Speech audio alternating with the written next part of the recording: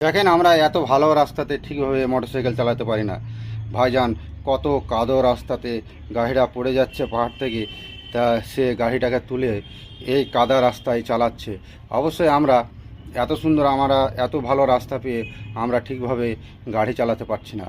অবশ্যই গাড়ি চালাতে হবে নিজের ব্যালেন্স রেখে এবং নিজে সতর্ক হয়ে, যেমন গাড়ি আমার 50-এর বেশি না ওঠে। আমরা কি করছি, গাড়ি পেয়েছি, ইচ্ছা মতন হাই হাই করে তুলে দিচ্ছি, দিয়ে আমরা অ্যাক্সিডেন্ট হচ্ছি। অবশ্যই গাড়ি আপনার লিমিটে হতে হবে। যে গাড়ি থামলেই মানে ব্রেক করলেই থেমে যায়, সেরকম লিমিটে হতে হবে। নাহলে আমরা কি করছি, হাইয়ে গাড়ি তুলে দিচ্ছি, আর তখন গাড়ির ইচ্ছা মতন থামতে হবে। হাইয়ে গাড়ি গেল মানে আপনার গাড়ির ইচ্ছা মতন থামতে হবে। দেখেন এই ভাইজান কিভাবে কাদো রাস্তায় কিভাবে গাড়ি চালাচ্ছে। দেখেন, আমরা এত ভালো রাস্তাতে ঠিকভাবে মোটরসাইকেল চালাতে পারি না ভাইজান।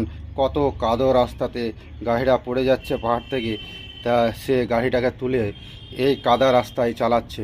অবশ্যই আমরা এত ভালো রাস্তা পেয়ে আমরা ঠিকভাবে গাড়ি চালাতে পারছি না। অবশ্যই গাড়ি চালাতে হবে নিজের ব্যালেন্স রেখে এবং নিজে সতর্ক হয়ে, যেমন গাড়ি